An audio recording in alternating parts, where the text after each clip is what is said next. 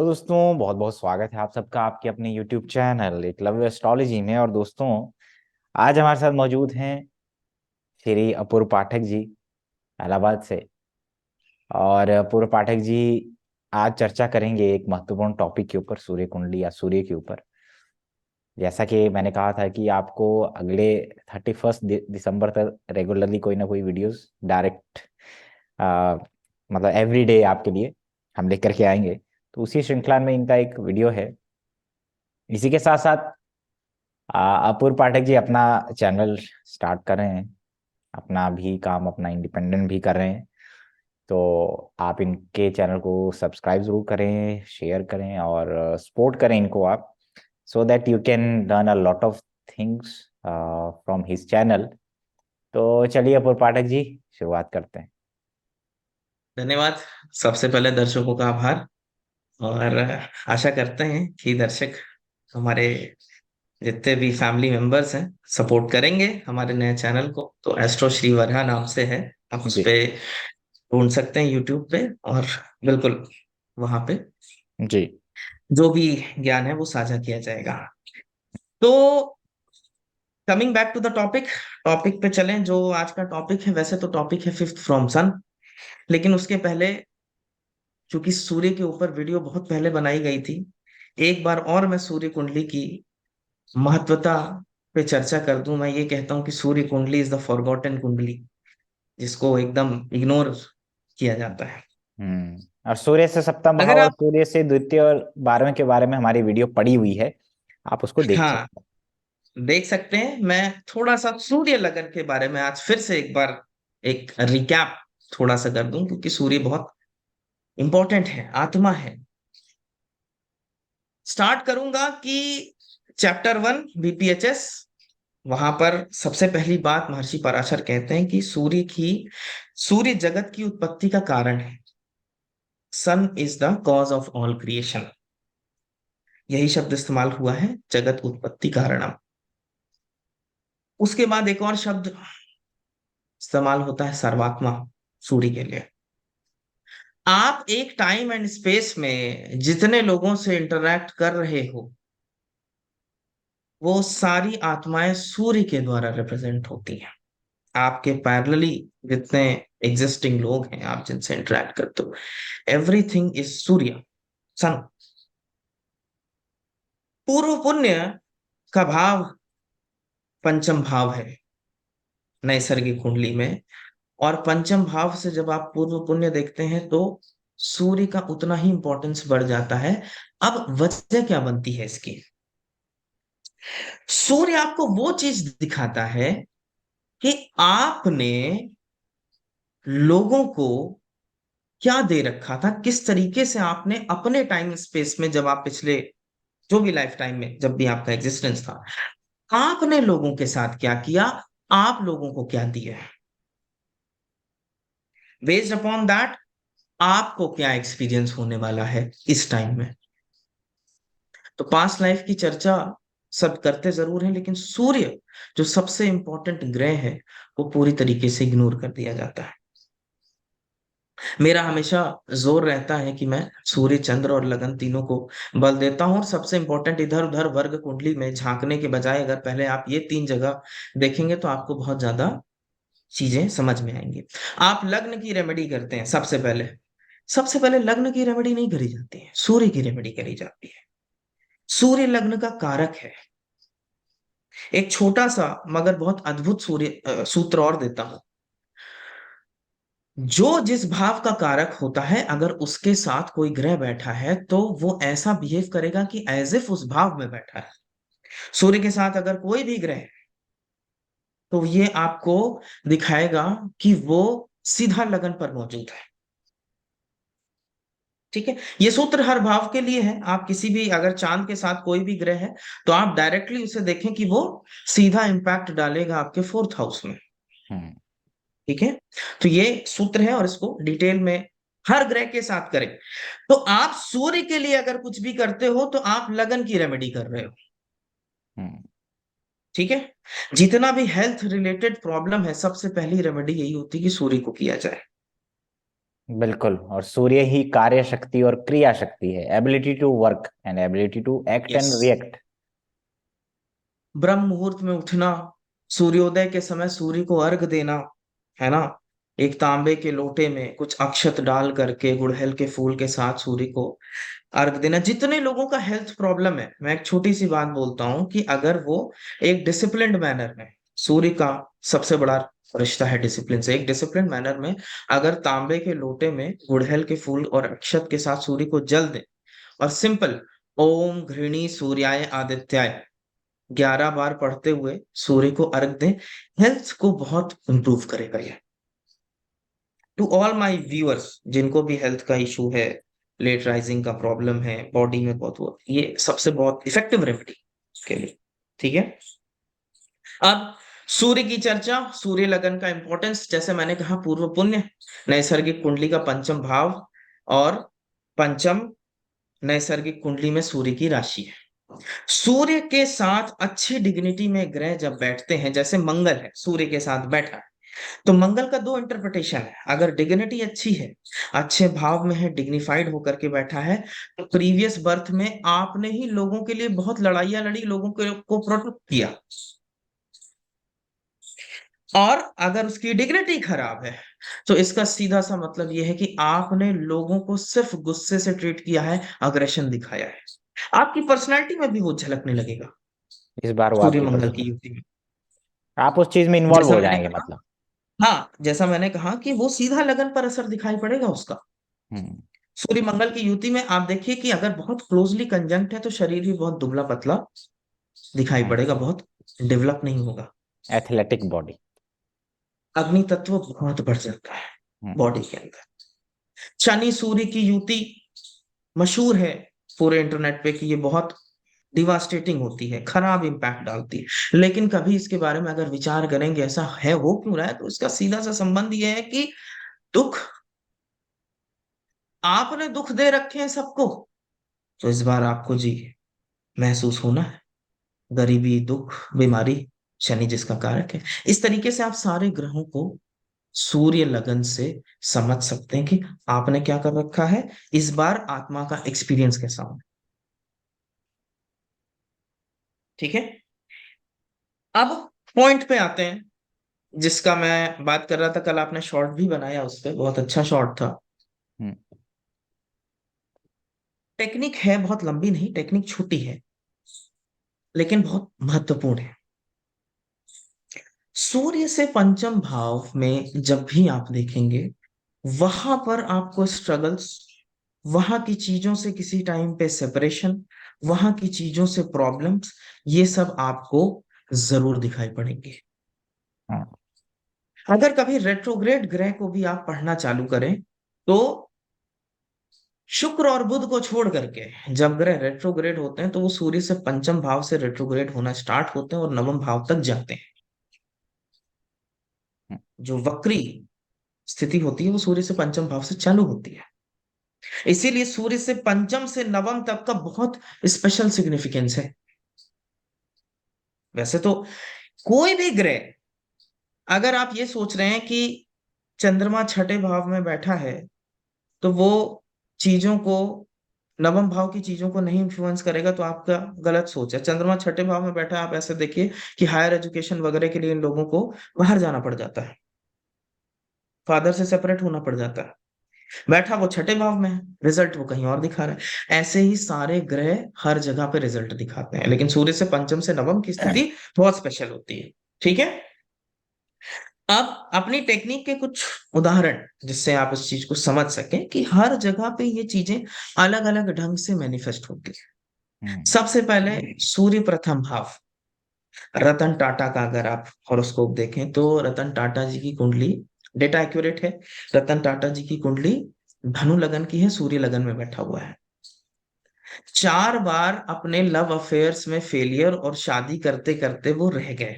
Public statement दिया था उन्होंने अपने लव अफेयर्स और अपनी फेल्ड लव लाइफ के बारे में। सूर्य से पंचम भाव क्या बनता है? पंचम भाव बच्चों का, बच्चे नहीं है, फेल्ड रिलेशनशिप्स। दूसरा, ऐश्वर्या राय बच्चन का भी अगर आप हॉरोस्कोप देखेंगे, तुला लगन की कुंडली, सूर्य लगन में, सलमान खान के साथ उनके रिलेशनशिप या उनके फील्ड रिलेशनशिप का चर्चा। मैं सिर्फ एक एक पर्टिकुलर पॉइंट पकड़ रहा हूं, बाकी आप पंचम भाव से चीजों में आप इसको एक्सपैंड करें और अपने अपने अनुभव अपने अपने कमेंट में दिखाएं। तो प्लैनेट्स प्लैनेट्स आएगा तो मॉडिफिकेशन होगा। जी जरूर मॉडिफिकेशन, जैसे मैंने कहा ना कि कोई और प्लेनेट कहीं और बैठा है तो उससे भी वो कोई भाव बनेगा ना, कुछ तो मॉडिफाई करेगा। वैसे सिंपल समझने के लिए आप इसको ब्लैंक चार्ट पे लगाएं, जो राशि वहां पड़ रही है, जो उसका कारकत्व है, आप उसको जोड़ें और इससे समझें, देखें आपके साथ क्या हो रहा है। ठीक हम्म। है। हम्म। मनमोहन सिंह जी का हॉरोस्कोप। मनमोहन सिंह जी की कुंडली आप देखेंगे तो सूर्य उनका दशम भाव में मौजूद है। सेकंड हाउस हुआ आपकी वाणी का घर। मनमोहन सिंह जी को अपनी वाणी के लिए बहुत प्रॉब्लम आई, बहुत क्रिटिसाइज किया गया, स्ट्रगल्स, कम बोलने के चक्कर में परेशान हुए। ठीक है। योगी आदित्यनाथ जी का भी अगर आप हॉरोस्कोप देखेंगे तो भी सूर्य दशम भाव में मौजूद है। अपनी वाणी से ही कहीं कहीं प्रॉब्लम में भी फंस जाते हैं। घर से सेपरेशन बहुत अर्ली, सेकेंड हाउस अपनी फैमिली से सेपरेशन बहुत अर्ली चीजें किया। युवराज सिंह की कुंडली पे अगर आप देखें तो युवराज सिंह कर्क लगन के हैं, सूर्य पंचम भाव में मौजूद है। युवराज सिंह और युवराज सिंह के पिताजी का रिलेशनशिप भी इंटरनेट पे आप खोजेंगे तो जग जाहिर है। उनके पिताजी के साथ उनका रिलेशनशिप बिल्कुल अच्छा नहीं था, सेपरेट हुए, मदर के साथ रहना चालू कर दिए। पिताजी का बड़ा डोमिनेटिंग इफेक्ट था उनके ऊपर। ये एक और पंचम भाव का उदाहरण, आप इंदिरा गांधी का हॉरोस्कोप देखिए। ठीक है, सूर्य पंचम भाव में है, जवाहरलाल नेहरू के साथ कॉन्फ्लिक्ट्स। एक पॉइंट और ऐड करता हूं, सूर्य से पंचम भाव में जो रिलेशन आएगा वो होगा बहुत ब्राइट लाइफ में। उसकी लाइफ में स्ट्रगल्स तो बहुत रहेंगे लेकिन होगा बहुत ब्राइट। हम्म। ये सूर्य से पंचम भाव में रिजल्ट देखने को मिलेंगे। तो आप जैसा कि चार्ट रोटेशन आप देखिए कि वहां से वहां क्या पहुंच रहा है, या उस जगह पे आपका क्या भाव है, क्या चीजें हैं। कम्युनिकेशन जैसे हिमराज जी आपका है ना, तो मिथुन राशि और बृहस्पति वहां पे मौजूद है सूर्य से, कम्युनिकेशन की चीजें बहुत ब्राइट। भाई बहुत ब्राइट होगा लेकिन लाइफ में काफी स्ट्रगल करना पड़ेगा, अगर मिथुन राशि का सिंपल सिग्निफिकेशन है। ठीक है। ये है सूर्य से पंचम भाव की छोटी सी टेक्निक। मैं ये सोच रहा था कि सूर्य से सारे भाव पे कोई कोई कोई कोई वो इसके सूर्य से 12हों भाव में क्या होते हैं, तो इसकी मैं एक श्रृंखला बनाने का विचार है मेरा, जो कि मैं बहुत जल्दी प्रस्तुत करूंगा। तो ये छोटी सी टेक्निक है, इसको डिटेल में देखें समझें। और एक पुरानी वीडियो भी है, मेरे ख्याल से 1.5 साल पहले बनाई गई थी सूर्य के ऊपर, तो उसको भी देखें।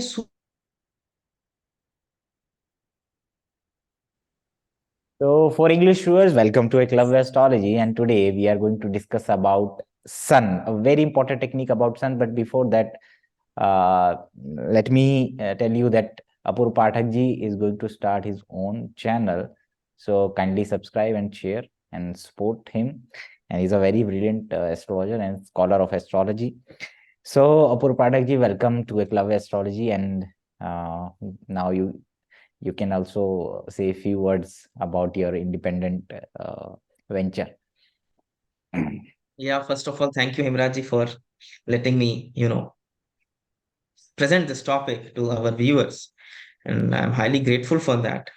And I would like to request the viewers to, subscribe my channel, which is in the name of Astro Shri Varaha. And I'll be sharing continuous videos over there. So I hope that I'll get the support of the viewers enough. And now let us jump to the topic. That the topic for the today, which we have chosen is sun and the fifth from sun. But before that, there is something which we should know about the sun.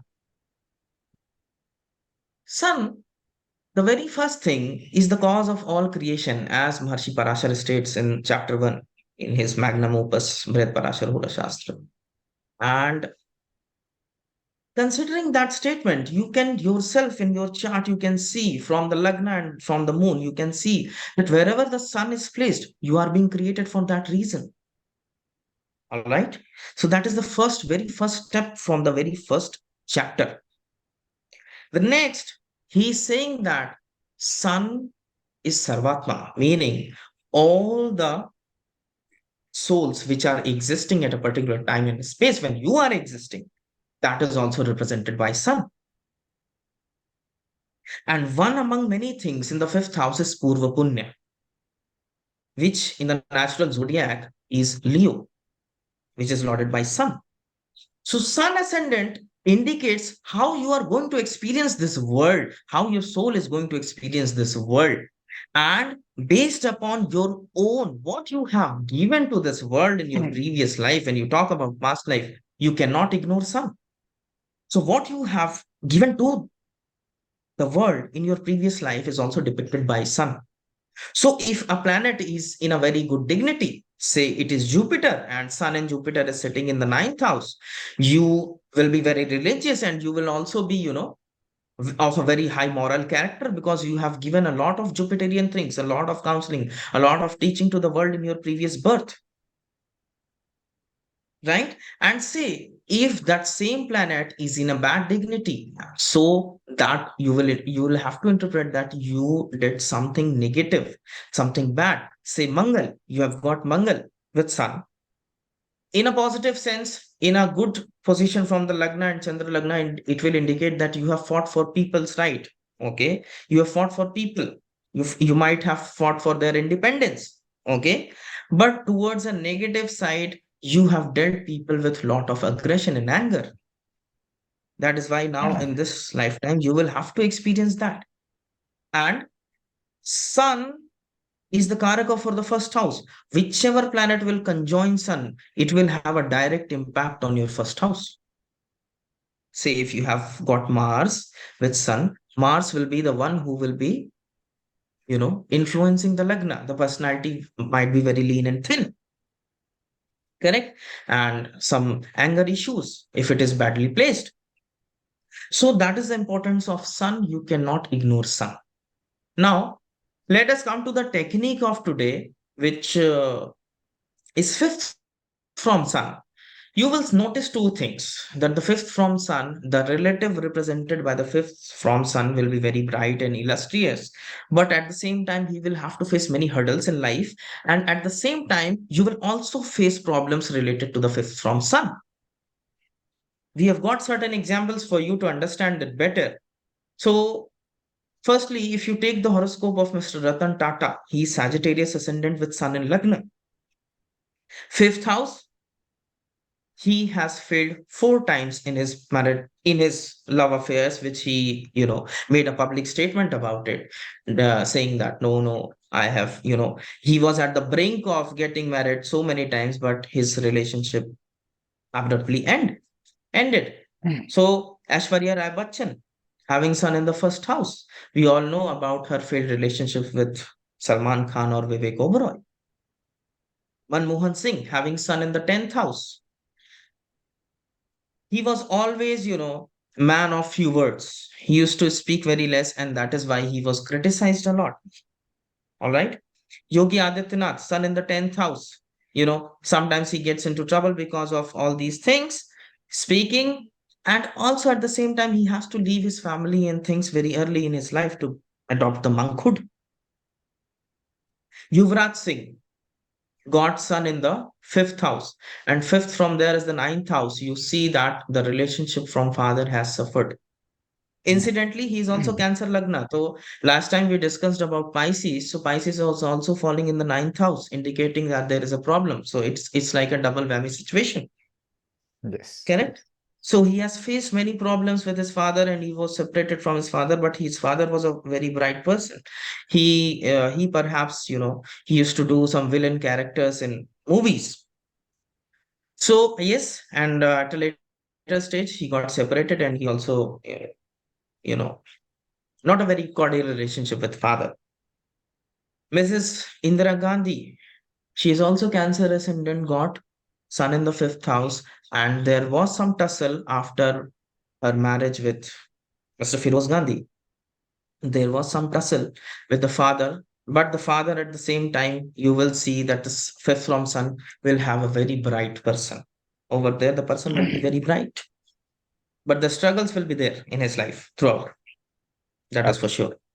Okay. So basically, the technique is that the fifth from sun faces separation struggle and break due to the And placement of sun. also, at times, there is conflicts from there. You have to fight with that relation and with those things. Okay. So if sun is in the lagna, you'll face breakup in education or love affair, and maybe Yes. something related to stomach issues can arise. Yes, fifth house. Like Maybe you might lose your grandfather very early in yes, life. yeah, I saw. Separation from, Hmm. yes, because fifth house Yes, also represents your grandfather. yes, Okay. So we you'll have. have to Hmm. see what is happening, and other planet will also influence at the same time those houses. So depending upon that, but yeah, the main gist is you use the blank chart and you see how it is working. Fine. I think our viewers will definitely test this technique, and they will use it definitely on a broad perspective. So I think that's enough for today. Thank you so much. Yeah, and just for the sake of it, I'll be doing all the houses from sun. I'll be covering all the houses from sun. We have already covered on Eklavya astrology. We have already covered second, 12th, fourth, now the fifth from sun. And next, my thing is that I'll try to make a video on the sixth from sun. And if you choose the profession from the sixth from sun, what will happen? I'll try to cover that. Okay. So yes, that is all for today, and hope to get the support of the viewers. And thank you so much. Okay. Thank you. Thank you, Patak ji. Thanks a lot. Namaste.